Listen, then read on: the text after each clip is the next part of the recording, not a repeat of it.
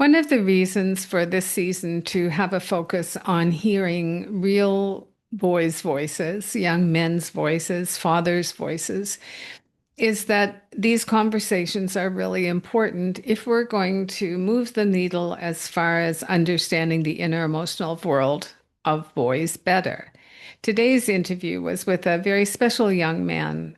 He's got a very deep space in my heart.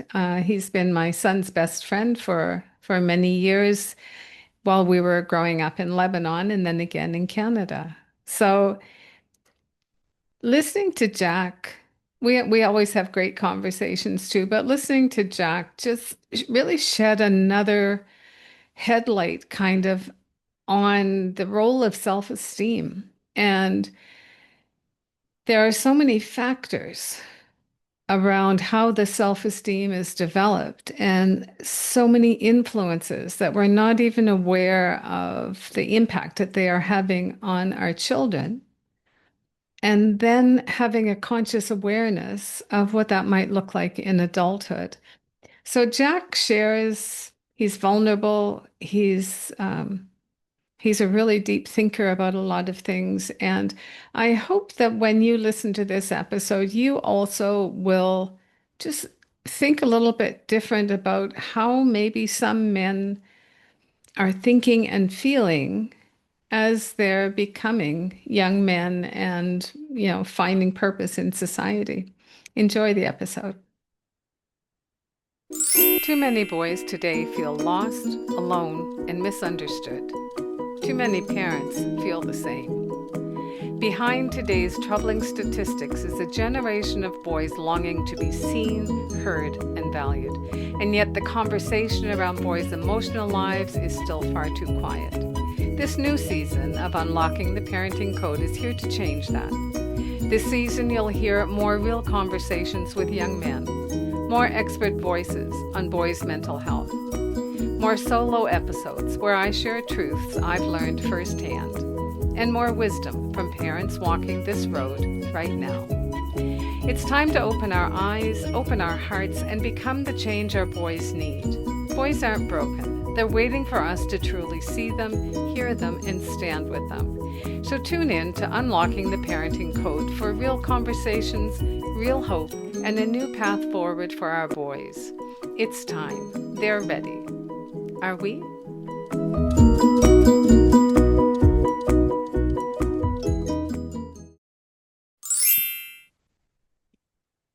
Welcome back to Unlocking the Parenting Code, all about boys. I'm your host, Kathy, and today's episode holds a very special place in my heart. I'm joined by a young man who has felt like family to us ever since our time in Beirut. He's someone I truly enjoy talking to. He's thoughtful, open-minded, and unafraid to show vulnerability. Jack Seikaly is a Lebanese photographer, political analyst, and visual storyteller. His work has been featured in Wired, exhibited globally, and celebrated for both his breathtaking use of infrared photography and his raw documentation of Lebanon's 2019 revolution. But today we're speaking to Jack, not just as an artist or analyst, but as a young man navigating identity, family, and what it means to grow into himself. He's reflective and he's walked through complex terrain, both geographically and emotionally, from the cedars of Lebanon to the streets of protest to quiet moments of self-discovery. Jack, welcome to the show. Thank you. That was an incredible introduction. Yeah, you made me. Yeah, that was nice. Yeah. Thank you. Thank you. It's good to be here. Okay, so let's start out with something just, very foundational, I guess. So if we stripped away your work, your accolades, your public persona, what would still be left? What is Jack underneath all of that? Who is Jack? Uh, uh, well, I think that's something I've tried to figure out my whole life, and will probably continue to try to figure out. I don't think somebody ever truly understands who they are. I think it's all about the journey. When you conclude with an answer, um, because we continue to change second by second, day to day. So trying to find yourself just mathematically doesn't work. I actually figured that out when I went backpacking in Asia for my photography. And the purpose was to figure out what I was and what I wanted and to understand myself. And that trip had so many character building moments and moments that kept changing who I was here and there that I realized that you can actually come to that conclusion. It's at least that's what I believe. It's so I don't know who I am. I'm just a person who's trying to continue. Mm, Yeah. it's a beautiful response.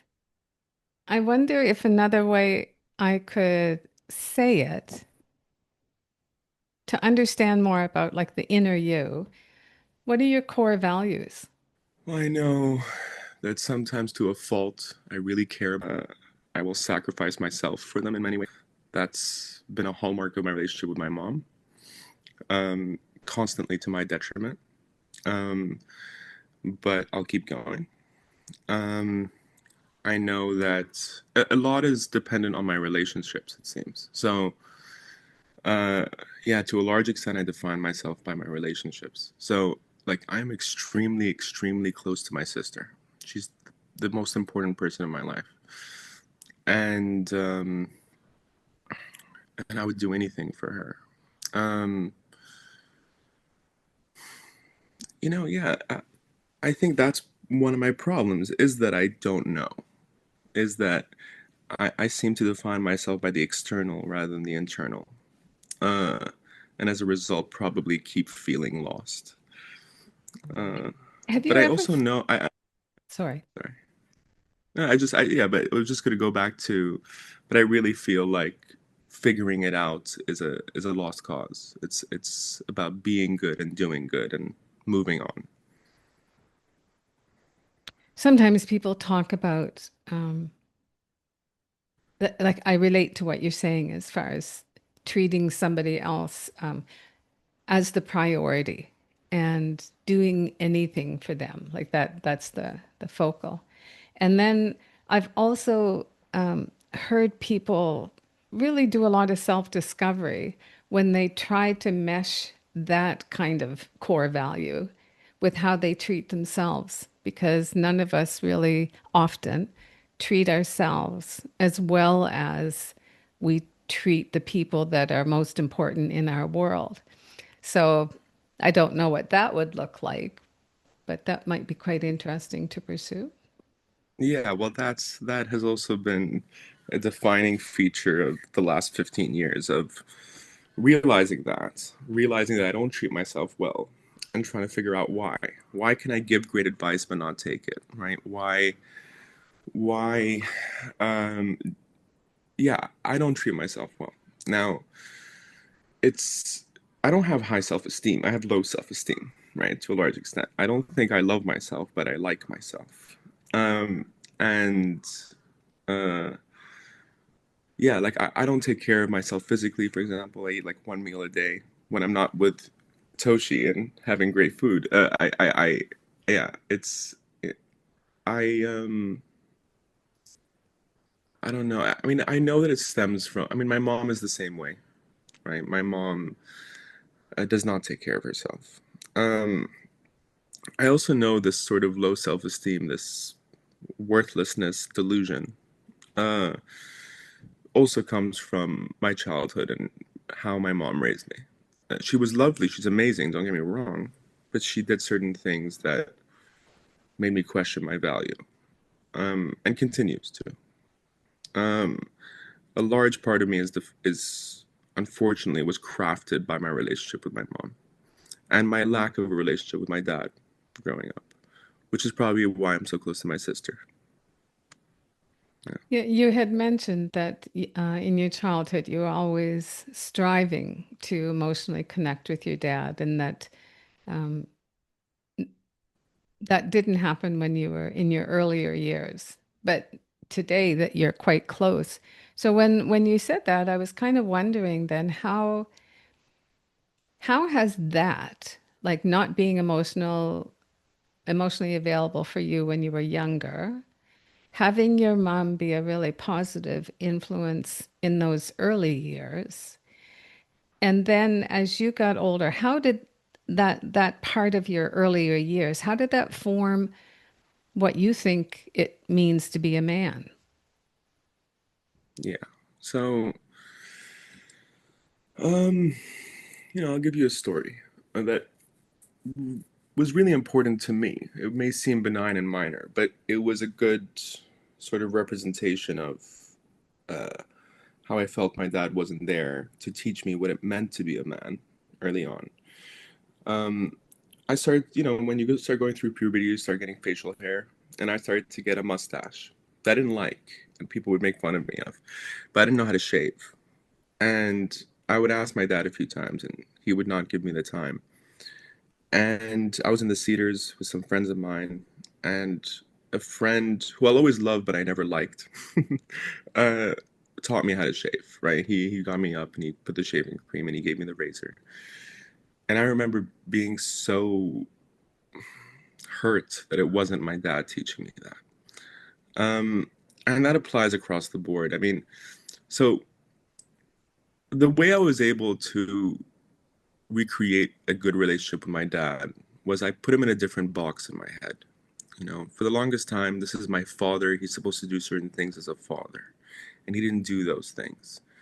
So I then took him out of that box and I said, look, he's a great guy. He's fun. He's a good friend.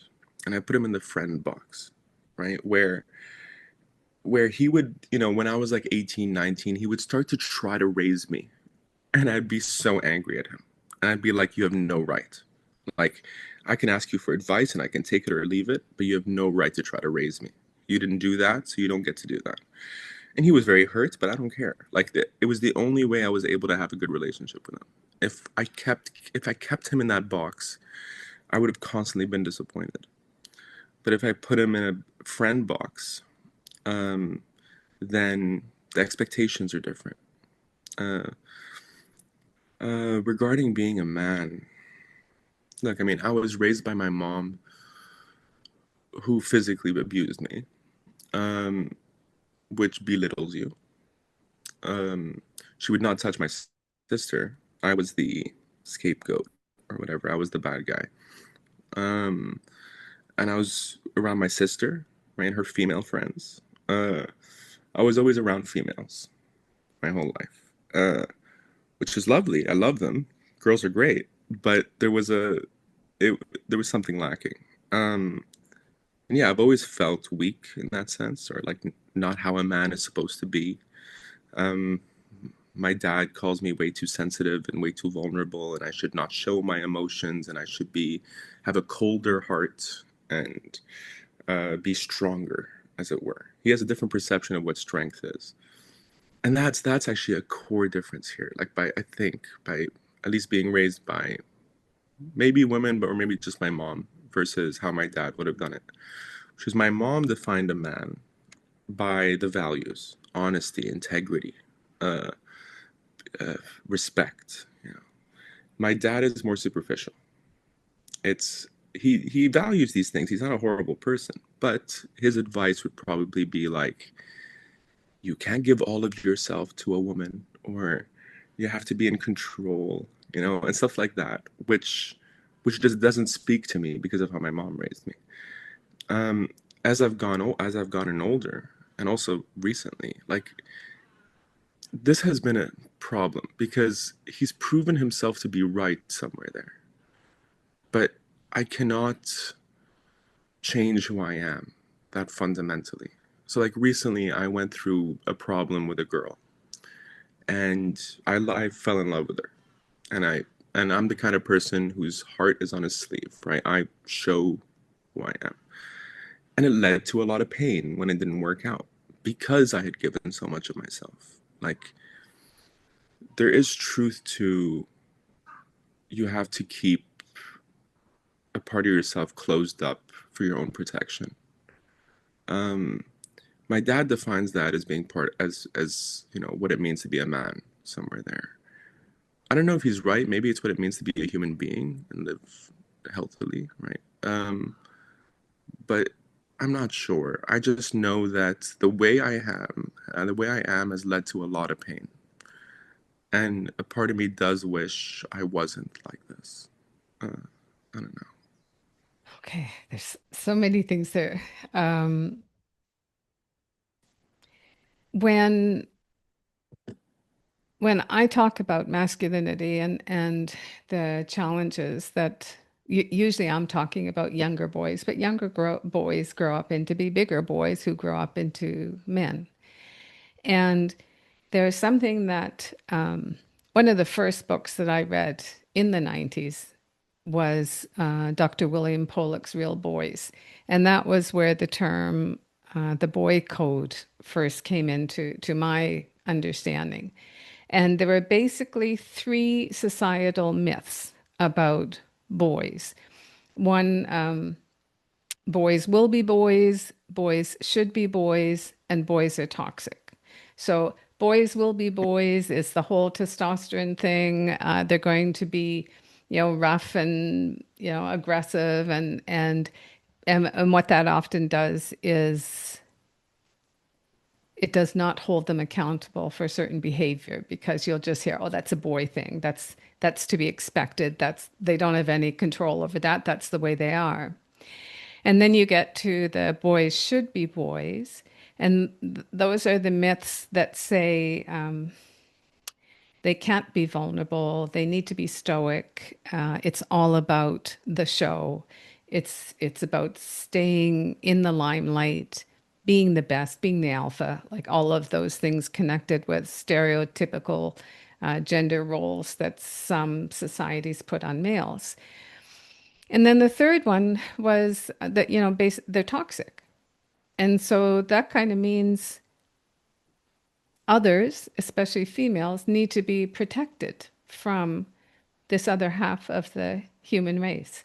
Now, the important thing to remember is that these were the myths and that Yeah, none okay, of thank you. those Yeah. are true. None of them. Not one is true.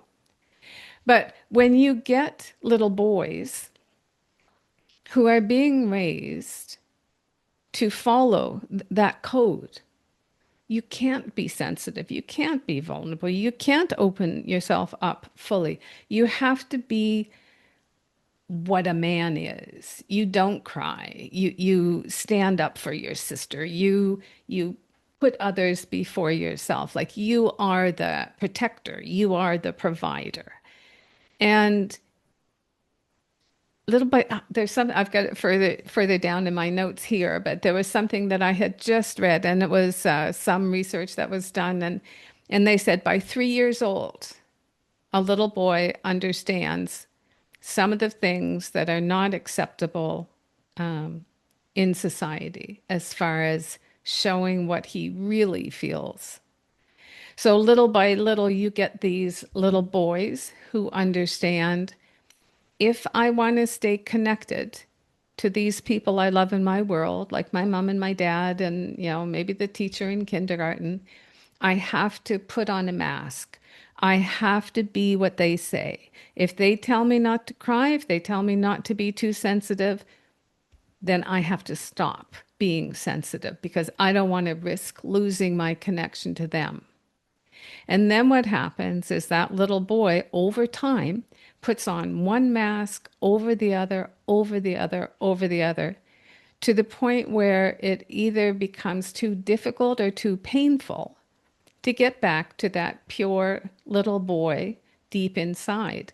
And that's when you have adult men who either through it usually comes out in two ways. One is risky behavior, like they rebel, they're whatever it is, but they will prove themselves, they'll get that anger out, or they'll numb themselves along that way, or they will completely shut down because, that's what it means to be a male.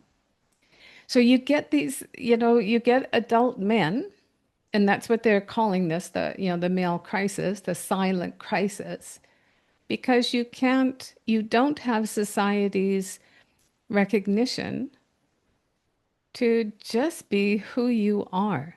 and that that is good enough. So when you talked about self-esteem, I think that's a core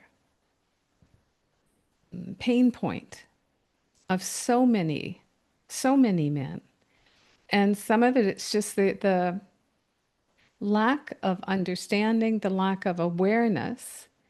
So that's what this is all about. I mean, my part in the world may be very small, but it's these conversations over and over and over again where men share so that people hear it because, if you don't talk about it, things don't get any better. I just Yeah. want to go to one thing or I want to go to the next thing. Um, you wrote a little bit about the biggest challenges boys face today is truly being part of a community, which also ties into what we're talking about. But then you also wrote, one is always alone, but surrounded by people. Yeah. So, how do you reconcile solitude with connection to people in your own life? Well, oh well, how do solitude. Well, this has always been a weird realization is I have a lot of people around me that love me and that probably would do anything for me, whether it's my sister, my dad, Toshi, whoever. Despite it could be a village that's like that, despite all that, I still feel alone between me and myself. That ultimately they can't provide me with what I need, which is high self esteem, fulfillment.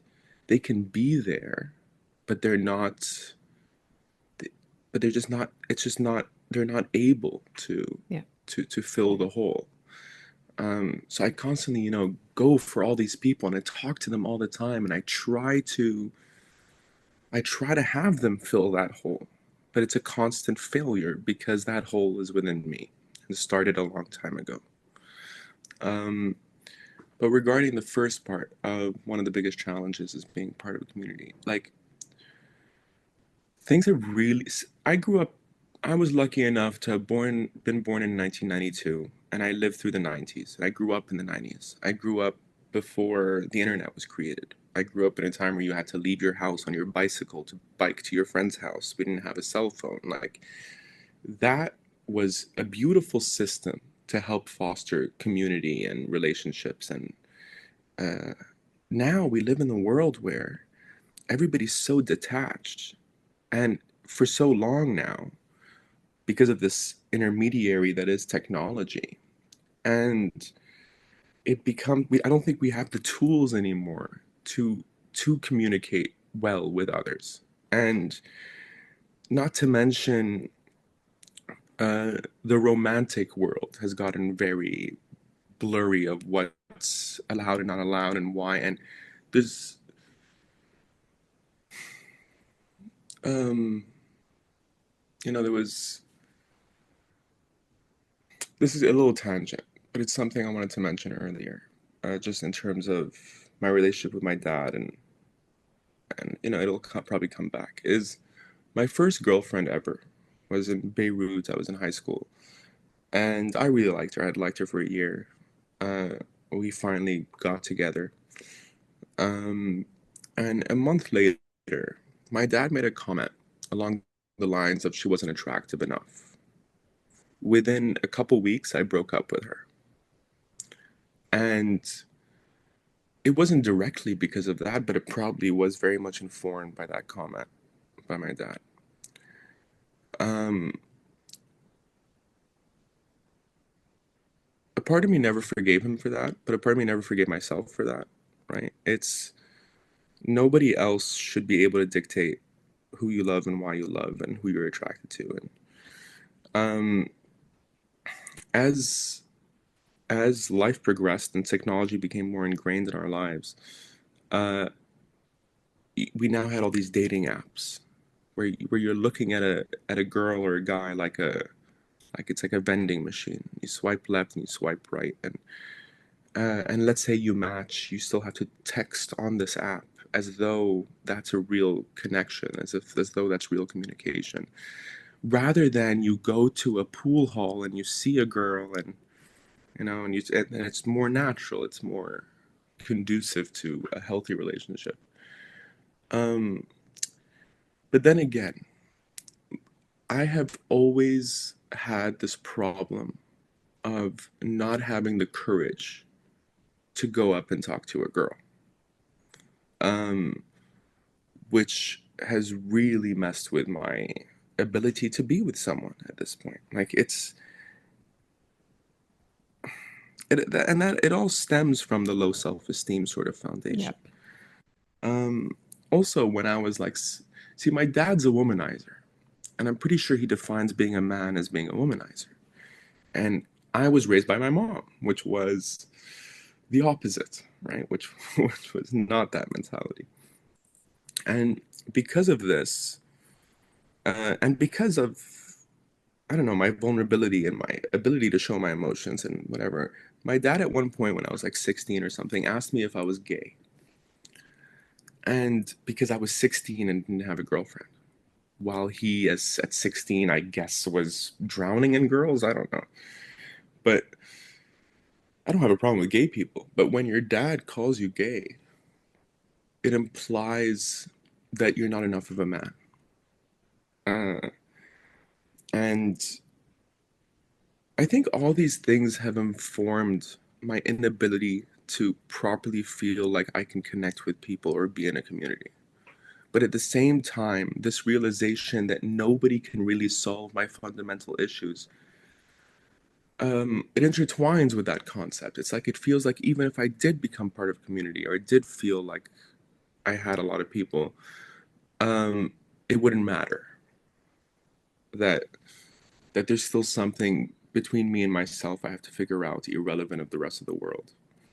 So what do you Um, do, Jack? Like, what? So I hear what you're saying and I understand it, and I think it is more widespread than we would care to acknowledge.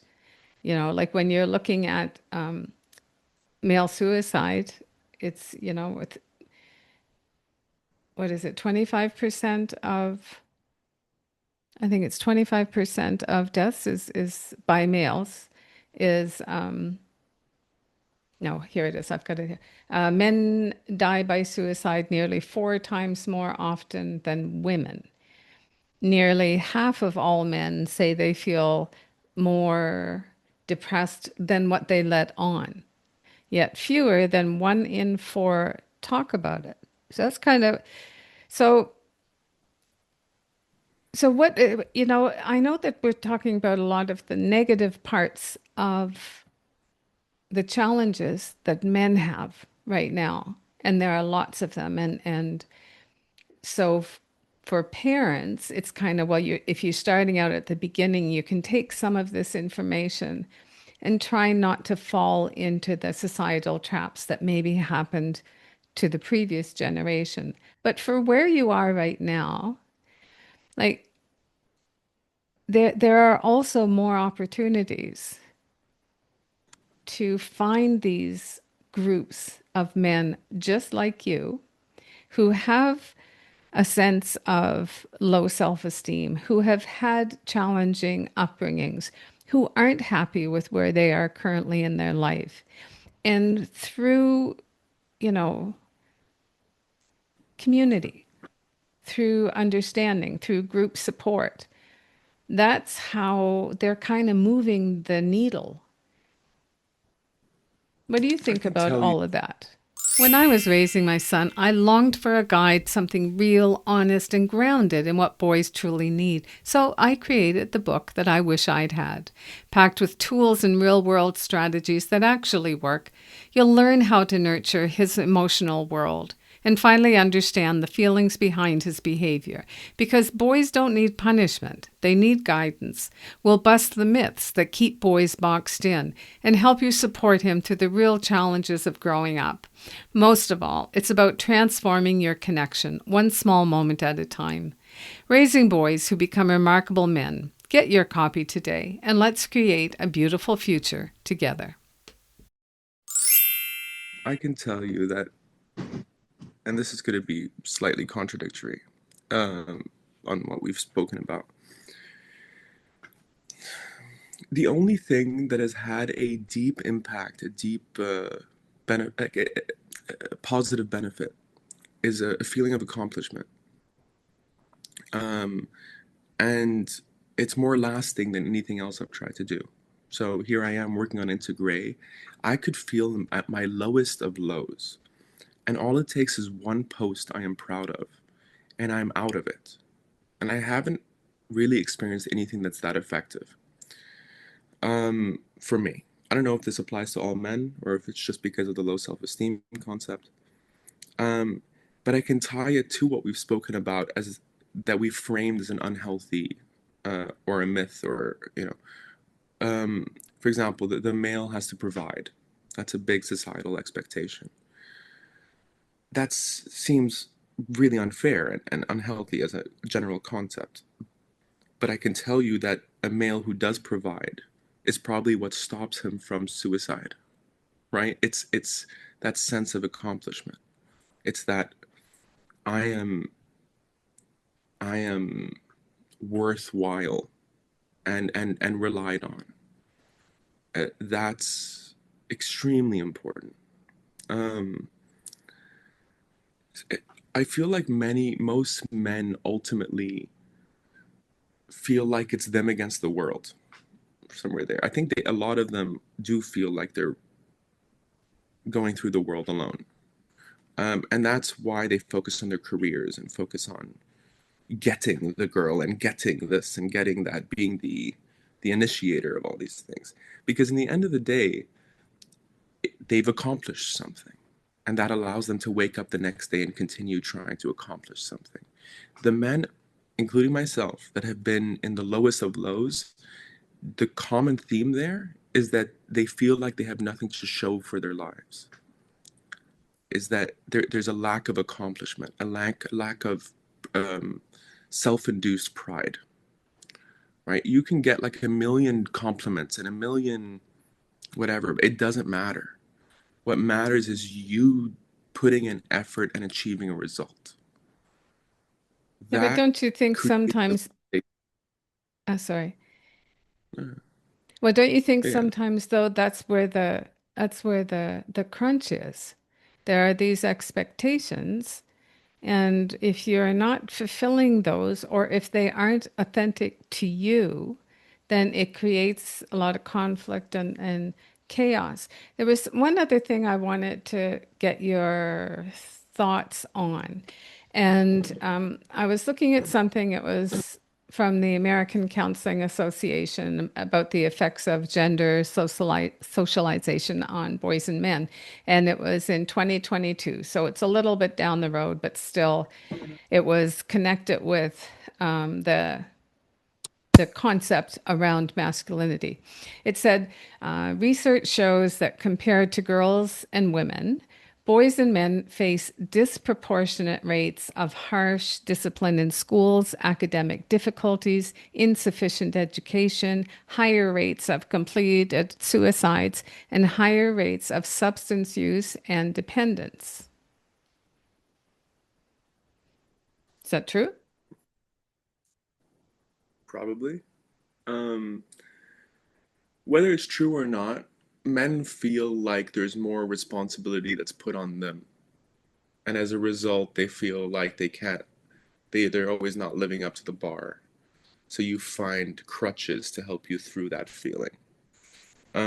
Whether it's true or not, I don't know, but I know that that's probably what leads to the substance abuse. It's again not feeling like you're living up to your responsibilities and expectations. So then you feel less of a man.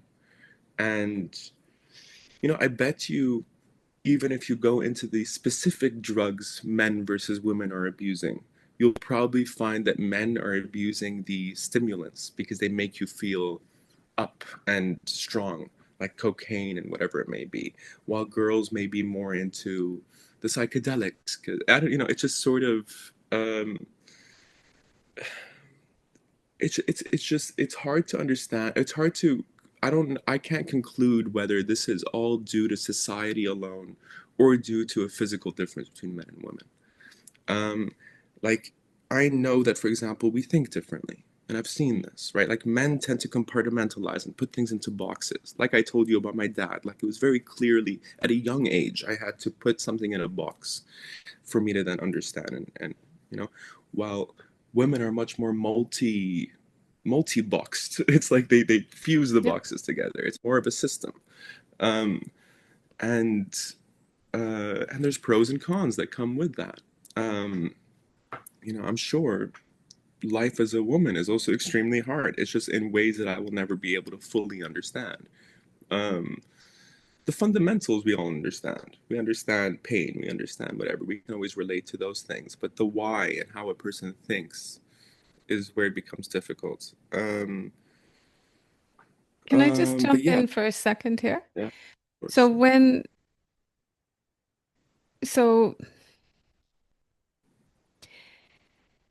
like I grew up in the 70s. No, then it wasn't the 70s, it was the 60s. I grew up in the 60s and 70s. That was the core time of the women's lib movement and all that kind of thing. Up until that point, like in my parents' generation, gender roles were really clear. Like the Mhm. man went out and, made the money, the woman took care of the house and the kids. And in from the 70s, things started to change for the better for women. And still lots of room to grow, but they have been empowered. Girls are raised to feel empowered, that, it's, anyway, we've come a long way. And a lot of the disparities are better, a lot better now than they were in the 70s. In the same time frame, in those, 50 years or so, it hasn't been the same for men. Men have been rather neglected. And so their role has shifted. Now it's the females who are the at the top of the dean's list at the universities, the higher percentage of people going to higher education, doing better on the SATs and things like that on testing. They're getting the high jobs. They're making more money than a lot of the counterpart men are in certain professions. They're independent, they're strong, they know what they kind of want to do. Men have not had support in trying to figure out what's changed, and they're being asked to be a certain way without any guidelines, with a lot of confusion. And so there kind of becomes a snowball effect. So, you know, it's not small, but education. When you start talking about the little boy who goes into kindergarten, all keen and excited and full of vim and vigor to, be in the big school with the big kids and, just ready to go for it. And because of the way the system is set up, so it doesn't cater really to a boys' style of learning or what they really need, then over time, that little boy, that light goes out, that spark goes out, and his self-esteem starts to take a real hit. And so, you figure how many years you spend in education. Then, if on top of that you have some challenges at home that it's affecting your self-worth and your sense of, you know, what am I here for?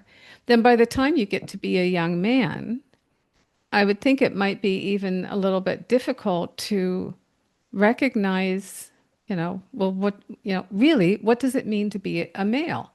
And to have the ability to look at it more objective, to say, yes, men and women are different. We think differently, we communicate differently. There's a whole bunch of differences, but maybe both sides, we don't really recognize that enough to support each other respectfully, to be able to grow together better. So when I see that there are more men's groups, there are more people talking about mental health for men, more support in that direction. It's still minimal, but it's starting, and people are, you know, trying to move that needle forward a little bit to help create more peace inside, each other. The thing with the drugs, that's a really hard spot to be in right now. The I can't remember what the statistic is, but the increase in the percentage of deaths that are resulting today from drug use that's unintentional. Like it's not because they're trying to end it. It's because of the what's laced in those drugs or Yeah. so it's unintentional. But that's kind of the way the world is set up right now. So if you get a bunch of people who have been kind of they've had challenges all the way through and perhaps not the support that they need to have, then that group of people is really vulnerable right now and need more understanding, more compassion and empathy and support. I could write a book on this. It's my own theory. Uh, you're more knowledgeable on the subject, but it's really what I believe has happened. We lived for thousands of years, it seems, in a male dominated world. Who created the system? That system ended up compartmentalizing everything. Gender roles, everything was in boxes. That's because that's the way the male thinks. And as a result, in that system that was made for males and dominated by males, you had incredible male figures that did a lot of incredible things because the entire system was based on the way they think. Women, on the other hand, because it was a male thought world, couldn't really excel because it's not how females think. As After the 70s and women's rights came up and we started to change the way the world worked, there was less compartment, there was less boxes, and there was more a free flowing nature. But the consequence of that was now males didn't know what box they were in or what box they had to fulfill, and they get lost. And it all goes back to this, at least my fundamental belief that, or a learned belief over years, that a guy needs to accomplish. And if there's no box, they don't know the path. So they end up being lost. It ends up messing with their self-esteem. The counter to this is the environment that was needed for women to excel, right? So there is a contradiction in, okay, how are we going to form our society and how are we going to live? We can't have it male dominated and just all boxes. We can't have it female dominated where it's all free flowing. But even the middle ground of this would lead to neither side getting exactly what they need, and there's an inefficiency there. I actually don't think there's a solution to this problem, right? It's just really, that's why it all comes back to you are alone in the world, because no matter what the society's rules are and the way we live, it's never going to be perfect. What can be as close as possible is following yourself, following your own morals, your own values, your own way of finding happiness. So rather than me thinking, oh, we live in too free flowing of a world where I don't know what path I should be on, I just internalize and I say, okay, well, what boxes do I need to create for myself in this world? And sort of like you create a world within a world, which is yourself, and you just follow that. Um, it seems like that's the only solution. But I do think that, yeah, this is a consequence of the pendulum swinging to the other side and the consequences of that pendulum swinging. Um, yeah, the rules of the world are just less suited for the way the male brain works. And as a result, males are more lost. And it's not a Some, bad thing. mm, Because it's good for women. Like it's no, not a but I bad thing. don't. So no, hold it. I Yeah, yeah. think you can't. It doesn't have to be. If it's good for women, then it has to be bad for men, and the opposite. It does not have to be that way. I think the problem, personally, I think the problem is that there is not the awareness and understanding of the challenges and gifts that both have to offer. And once there's that awareness, and that means that everyone has to do a whole lot of inner work to get to that place that you can have those conversations with each other without all the baggage that comes with not having that sorted out in your own heart. But once the challenges and gifts are recognized from both sides, then I do believe that you can work together and continue to lift each other up. I don't think it's Agree this with that. side or the other Okay. side. I agree with that. I just don't think the way to do that is by figuring out a proper structure for society, nor, and I know this is controversial for you probably, focusing on the educational sphere. I think when it comes to understanding the other sex, you're going to have to be surrounded by the other sex and work with them, which means relationships and marriages and stable marriages. Like half of the marriages end in divorce today, and half of men feel like they're going to be single for the rest of their lives. Like there is a disconnect with that understanding because of a sort of situation right now where it's very hard for people to come together from the opposite sex. Uh, I can learn and read a million books on how the female brain works, but that doesn't come close to being in a long-term relationship and having to work with the other and understand. And I think the focus should be on relationships and fostering healthy relationships that last, where you have to go through the struggles and compromise and understand. But it's so easy to, and I'm not against divorce. I'm a personal freedoms guy, but it's just there's so much of it that it seems like people are just running away from the after the first or second problem comes along, rather than actually going through the difficulty of what a relationship deserves and understanding and compromising and empathy and so forth. And I think once there's a critical mass of people in the world that are actually going through that effort, that's when we'll start to understand the other and then create a system organically that is more suited to both. Um, it just doesn't seem like the ingredients are there right now because of this difficulty in the relationship space. Uh, yeah, And I think if we understand each other better, and I think before you can understand each other better, you have to understand yourself.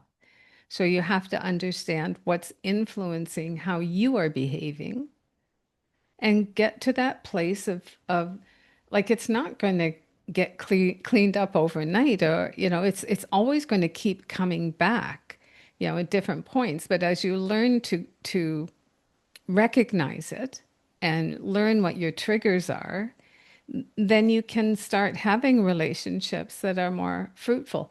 This would go in a whole different tangent, but there's an awful lot in this part of this conversation that could be very deeply connected to trying to understand better about trauma, and especially early, what do they call that? The ACE,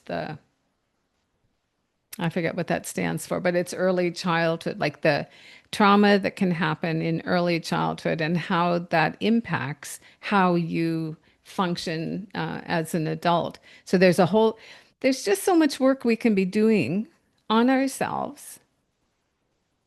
But I do think part of it, because you can read a lot of books, which is good. You can listen to a lot of podcasts, which is also really good. But there has to be that connection with real other people in order to really get to some deep healing. yeah, and you're right about the trauma thing. This is actually so. I see psychiatrists my whole life. Like I've been to rehab. I've been very involved in this space of trying to solve traumas and figuring myself out and so forth. And these days I go back and forth about whether that entire process has helped me or hurt me. Um, the more I talk, the more I try to sort of understand, the more confused I seem to be getting. The more off the path I am. Like basically, if I understood myself better and this is all great, then the path would be better. But if you're spending 10 years on trying to figure out what path you should be rather than just going on a path and making the mistakes, um, it does seem like I just feel more lost now than I did 10 years ago. And I've been going through this work for 10 years. I'll Um, tell you something, because I like that's ever since I've been a young woman. I've read nothing but self-help books and just curious about character and development and psychology and all that. And it's been in the last, I don't know if it's even just the last 5 years or maybe a little more than that, that I have come across something that really impacted me. And the first one was, which wasn't a thing when I was growing up, but now there is a label and a diagnosis and research around being a highly sensitive person. So all of a sudden, it's like, okay, there's 20% of the world, they say now, are highly sensitive people. So what that means is I'm not the only person. And having that feeling, it bumps up your self-esteem. And understanding a little bit more about, oh, what does that entail as an adult? Like, how does that show up in your behavior and the way that you live your life? So that was one thing. And I've always delved into anything kind of woo-woo. And I enjoy doing that kind of stuff. And not too long ago, I started looking into human design. And when I did my own chart or got my own chart for my human design, which is based on, the time, date, place that you were born, then it comes up. My character is this particular kind of person and type, this kind of type. And again, only 20% of the people in the world have that overarching in that group. So all of a sudden, it was like helping me understand myself better. And some of the things that I read, it was like, that makes so much sense out of some of the major events in my life. So I think it's really good to, like if you've had 10 years of counseling and therapy and rehab and all those things, that's building up your arsenal. But it just might mean you keep going because, I mean, God, I was darn old when, that came into my world. But all of a sudden I kind of felt, and I thought I was pretty, I know myself well. But when I found out those two particular things, it was like, okay, I get it a little bit more now. And then I could target what I needed to do internally to just try to get a little more peaceful, a little more calm. It's a lifelong process. right. And it doesn't, look, and I'm okay with that. I mean, I'm going to keep going. Um, there was something I wanted to bring up. Um, or at least, okay, just thinking of it from the fundamentals up.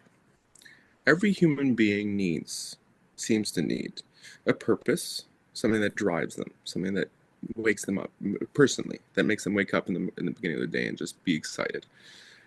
People need companionship and love and support. So finding the girl or the guy for them. And there's probably other categories, but for me, those are probably the two biggest.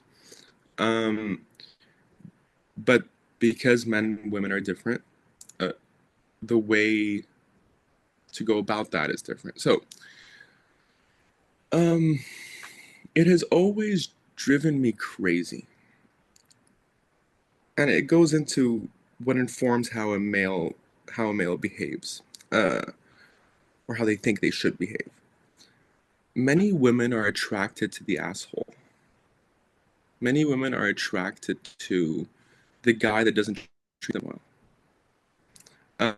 And it then, and I've never been able to be the asshole, but it's sort of like it discourages being good and kind, and uh, and it creates, because this is one of the biggest categories, is finding your mate. And if the mate is attracted to the guy that is a little selfish, that is a little bit of an asshole, that's puts her second, and he seems to dominate, he's the lion, then it makes you feel like you need to be the lion. But to do that, you have to be colder, meaner, somewhere there, just compared to the sensitive nature of, for example, that I am. Um, and that, but at the same time, for you to do well at the thing that makes you wake up every day and have purpose, you also have to be a little cold and dominant. And um, Why? there does seem, because the world seems to be competition. The world I seems to wake be up a right now. I'm really excited to like this, what I'm doing right now, having the opportunity to talk to young men after this has been my world in my free time for, almost 3 decades. Uh, I don't, this is, this is good. Like I don't wake up thinking I'm part of the rat race or that I'm not doing as well as someone else, or maybe I'm misunderstanding what you're saying. No, no, you're actually understanding it right. That's what I mean. But maybe, hmm, no, yeah, you make a good point. I just know that, people who work in companies or whatever are trying to, who feel like they're in a rat race and competing, need to be a Mhm. little bit cold. Well, Uh, you have to numb I, it down because that hurts, because that's not your purpose. right, You're serving maybe the purpose of bringing in a salary to support your family. right, that's true. But Um, that's actually an important thing. So, for example, my dad doesn't show his emotions much. He keeps telling me to protect myself when it comes to relationships. And he finally told me why. And it was because he, at one point, fell in love with this girl and she really hurt him. And from that point on, he decided he was never going to be that vulnerable again. A lot comes from pain. This coldness, this little bit of an asshole kind of guy, comes from a pain they went through in the past. Um, it's self protection. It doesn't mean my dad doesn't have emotions. It just means that it's too painful to have them and then get hurt. Um, and again, there is this, as you're saying, societal expectation that a man is not supposed to show his emotions. And there is something unattractive to a girl when they see the guy show too much emotion. I've seen this firsthand. That's not a myth. There is and it's probably evolution based and animalistic. This concept of you need to find a strong mate, and for the guy you need to find a supportive, loving mate, right? This whole nurture from the girl and protection from the guy. That does seem to be way more ingrained biologically or like animalistically than just societal norms. So this vulnerability from a guy contradicts this evolutionary reality. And coldness from a girl also contradicts this evolutionary reality. Um, I it's hard for me to blame everything on society, right? It informs a lot, but there's also things that are deeper, and somewhere there we got to embrace that. it really does how you view the world kind of impacts all of that. So, as a very sensitive, overly sensitive woman, when relationships have gone terrible, I am crushed. I feel deeper than maybe some other people would. That's my understanding of this. So, I mean, painful. So I can easily choose to shut down a little bit, put up a little bit of a wall, maybe numb it out for a little while till I get over the real deep pain of it so I can move on again. but if I choose to try to pursue another relationship where I'm not being my authentic self, then how can that relationship ever have a chance of surviving? So I would rather keep that part of my heart and soul open than to close it off and just continue to have superficial relationships that aren't going to go anywhere. I agree with you. I agree with you, right? And I'm the same way. And I concluded the same thing is you have to start honest to end honest. I mean, the reason my parents split up is because my dad was lying to her about his true self, and then when they got married, he became his true self, and it's like didn't work in the long term. Uh, I agree with you. It just seems like being doing that will lead to more pain than the other strategy. But But that um, pain is not from the outside. That pain is from the inside. And when you take care of that pain inside, so that you're not looking for someone to fill you up, you're looking for someone to be together with. But if you are coming into a relationship where you're not whole, then you're also you can't be authentic in that relationship. so this has been specifically this topic has been something I've wrestled with for so many years, and I have like a backlash against it, a resentment over this concept of for a relationship to work or even be worth it, two wholes need to meet. You cannot be two halves and fill yourselves and fill the holes of each other. And I understand the rationality of it. It all makes sense in my head. But what it implies is if you are not whole, you should not be in a relationship. And it implies that immediately, right? And it then means that you have to sort of be alone, right? Until you figure yourself out and somehow become whole for you to then deserve a relationship. And it's like, so people who are in pain cannot have somebody to support them until they are not in pain. Like it just feels just wrong somewhere But there. but It's lots of people get into relationships where they don't have it, that they don't have themselves figured out. But when it is, a good combination, then you can, raise both of you up. So, I agree. you know, That's two but halves. but you're not, but it's not two halves. It's not going into it. That's complicated for me to try to say what I'm trying to think here. You have to, you know, I think your first priority is to continue, and it takes a lifetime to try to understand yourself so that you can be the best you for yourself and for those people in your world. So if like you're never going to get to being 100% full, but if you go into something looking for someone to fill up something in you, then you're trying to get it from the outside. And that's where I think I relationships agree with this. stumble. I agree with this. So it sounds like the half versus whole concept is about your intention. Perhaps.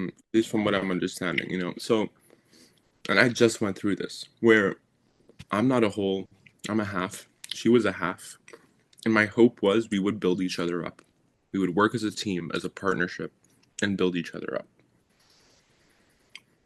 But everybody told me if you are not a whole and she's not figured herself out, it's not even worth trying. Okay, I've As got an though, image for you, Jack. I've got an mhm, image here. If you mhm, come into this relationship and you're this size of a circle, and she mhm, comes into it and she's this size of a square, and together you can, your circles and your squares can grow or they can shrink depending on how much you're raising each other up. So the idea, the thinking in that is that, yeah, if you're starting as something, this is you. You might still need to be working on yourself in order to expand. But this is the whole you right now. That makes So it's sense. not a Uh, half-half. yeah, I think yeah, it just seems like this saying, which I understand where it comes from, should be more defined.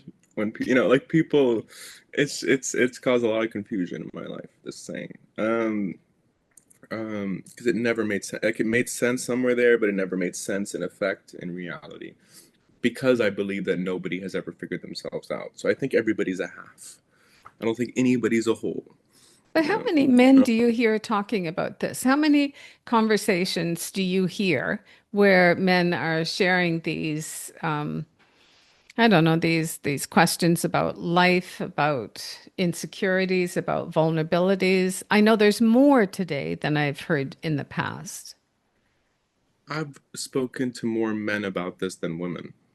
If there's something I've realized is that men are much more sensitive than people make them out to be. And people Absolutely. think people think locker room talk, we talk boobs and ass. That's not true. We talk heart and love and respect and kindness. Like it is unbelievable the disconnect between how society has framed how men speak and how men actually Yes. speak.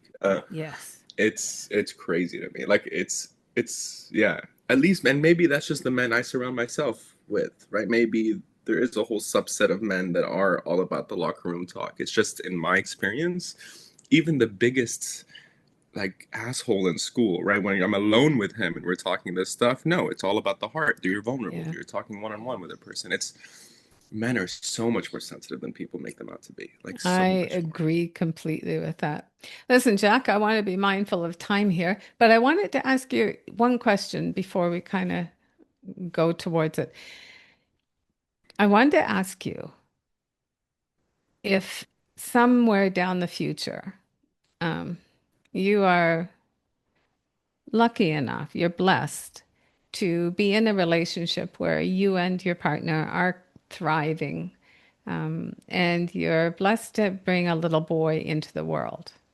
What's going to be the most important thing for that little boy to understand about being a little boy? Specifically being a little boy, right? Yes, Not just raising.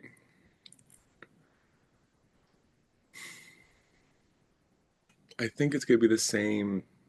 It's a foundational thing. It's be yourself, and don't let anybody stop you from being yourself. So I would say that to the little girl or the little boy. I don't think I would cater it to the boy. Um, yeah, but I've dreamt of raising a kid since I was 6. I mean, this has been like my life's goal, and I cannot wait. I've thought about this a lot. I can't wait. Um, I've also just spent the last 2 years raising my sister's first kid and my best friend's first kid, and wow, what an adventure that has been. Like it's incredible to watch them grow up and open their eyes and learn and change and um. But yeah, it'll be yourself, be curious. Be curious is a big one. Be curious about everything and anything. Like just yeah. allow yourself to ask questions. That is the core. Be curious and learn how to learn, and I then think you're that's good fine. for everybody anytime Yeah, in I their agree. life. Mm, Yeah, agreed. yeah. Agreed. Um, Jack, is there anything that we didn't talk about? I know there's lots of things I could have talked about, but is there anything that we didn't talk to about that you really wish that we had of? I not really. I mean, I wanted it to be you guiding it and you getting the information you wanted to get. I mean, I'm sure I had a lot to talk about if we spoke about my mom's substance abuse or specifically the effect. Yeah, this is actually probably one that would have been important is the effect of my mom's raising on me rather than my dad's lack of raising on me, right?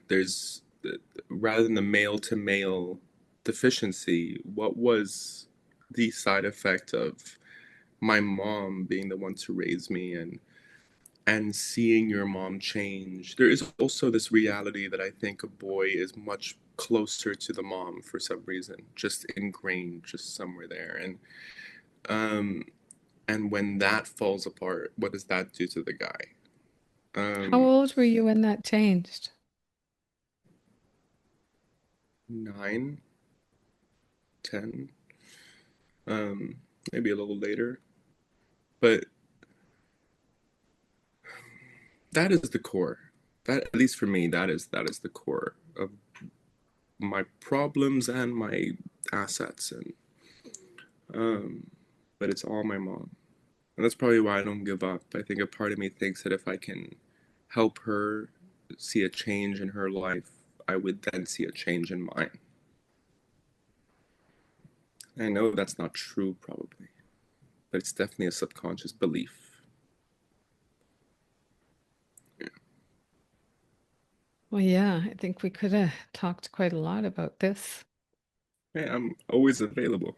I can always. These are like free therapy sessions for me, so that's fine. Well, it's been a couple of years actually since we've had conversations, so I've really enjoyed this. Jack, where can people find you, find your work, contact you?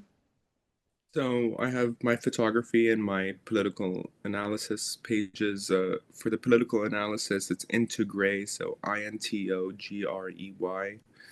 For my photography, it's just Jack Seikaly Photography, or on Instagram, it's JRSEIKALY. Um, but yeah, I hope they don't go to my work and just sort of think about the substance of what we're talking about, because that's the purpose here. Yeah. It is, but it's also nice to understand the person who you've been listening to. So, Of and you course, no, have of some course. great work out there, and it's good for people to know that. So, I'll make sure those are in the show notes. And Jack, thank you so much for the time and for your honesty and just, sharing a little bit about, you know, where you are and challenges you face and just being able to talk from the perspective of being a young man, because I really think, shouldn't not think, I know that these conversations are really important. And the more conversations like this that can happen, the better off we're going to be as a society. So I really appreciate you showing up with such depth and heart. Of course. We can always do this again. You know I love you. Always here for you. Yes, what is it? You're Toshi's brother from another mother. So that's Yes, that's our exactly. Brother connection. from another mother, you know? Thank you. All right. And to our listeners, thank you for being here. If this conversation moved you, please share it with someone raising boys or someone who simply needs to hear it. Don't forget to subscribe, leave a review, and come back next week for more real conversations on unlocking the parenting code, all about boys. Thank you for sharing your time with me today. Every conversation we have here is a step toward raising boys who feel seen, heard, and deeply valued.